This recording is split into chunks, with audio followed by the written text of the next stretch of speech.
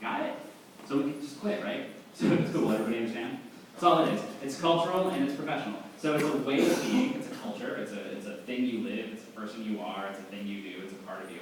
And then it's a professional thing. It's also a discipline, and it's a way of communicating, a way of behaving in your job, right? So it's a culture, like hip-hop, and it's a professional thing, like being an MC. Although you'll note that that's a different word than cultural. Because it is not, still not, a job description. This guy had an awesome job. He was Luke Howard, Namer of Clouds. That was his official job title.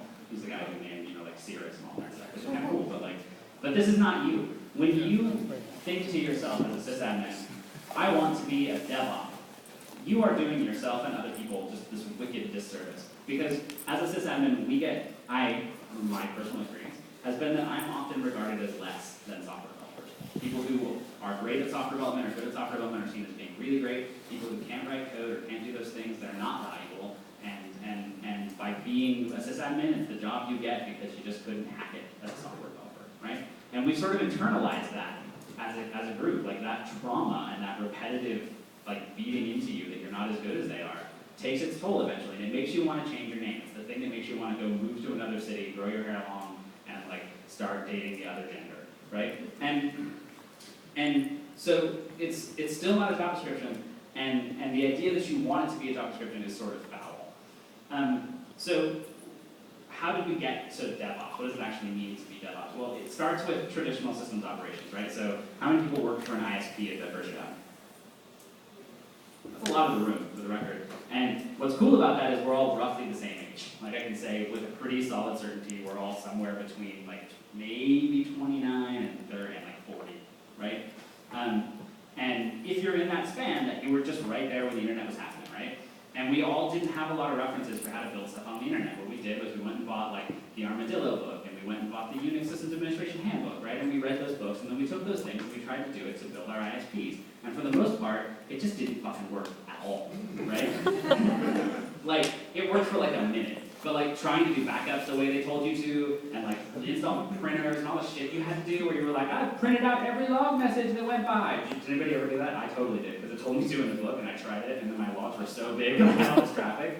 And then I asked somebody, do you do that? And they're like, well, yeah, but there's no activity, so it's cool. There's a page. I had a box. Anyway, don't do it. Which is horrible advice, right? Because it didn't fit who we were at all. And so we built a new discipline. We call that discipline WebOps, right? We were working on the web, doing operation stuff, and we had to figure out a new way of doing that work. And that new way eventually evolved into this thing we call DevOps, which really just means that we're focused more on the business. We're focused more on delivering value to the business through operating this infrastructure. We care more about operating things than we care about installing printers or doing IT.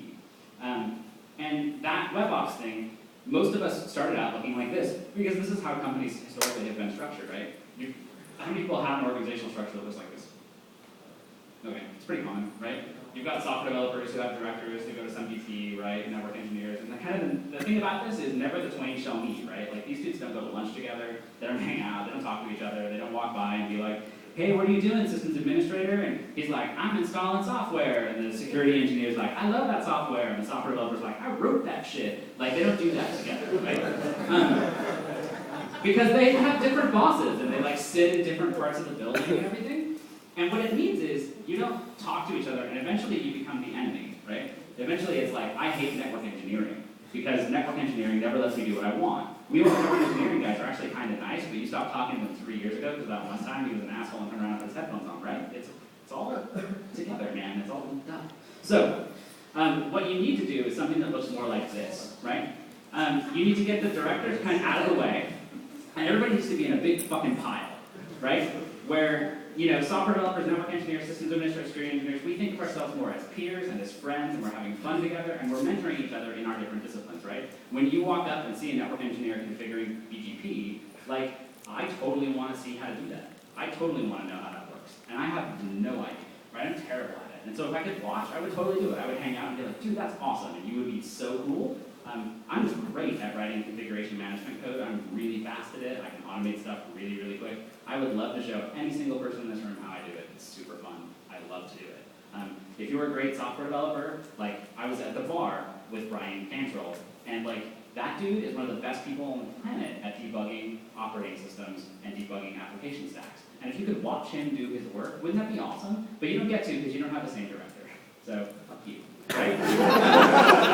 So, it turns out that like what the directors and managers and those people need to do is support all of these people in coming together and realizing that it takes all of those people and all of those disciplines to do their job. It doesn't mean that everybody does everybody else's job or you stop being a specialist. Look, you're going to be a specialist, you're going to learn new skills, but you should be broad enough and interested enough to learn what other people are doing and how those things work. It turns you into a better engineer, it makes your career arc better, you have way more fun doing it, and there's way more interesting people you get to talk to at bars. One of the ways you know that you're actually kind of feeling the culture appropriately, that you've actually found the correct loads on culture, because there is some people who kind of try to turn this in a different direction, is that it's very, very inclusive, right? We use a lot of words like awesome and happy and cool, and we talk about the cool stuff we build, right? Because we're building it, and we just don't care, and we've got like friends who are helping us out, and like Arthur's fixing my reverse proxy, right? And Jason's doing some monitoring, and like, it's cool, right? There are exclusive people in this movement. They're grumpy, they are tool-centric.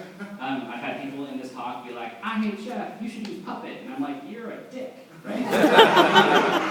And it's not because I hate the Puppet guys, right? Like I fix people's Puppet code on a regular basis, honestly. And I will fix it for you. If you have a Puppet problem, I maybe could fix it. And if I can't, I'll tell you to call those guys. But they're tool-centric. They care more about their tools than they care about the problems, and they care about the tools more than they care about you, right? And it's very us versus them, right? They think about protecting their silo or their thing, or they're looking for leverage, and they're DevOps and you're sysadmins. That's just the worst, right? Because they're the people who have kind of embraced that idea that they were lesser than you, and now they're feeding you up with their bullshit job title. That's not real. So, join the inclusive people. We're here. Next. Open source community.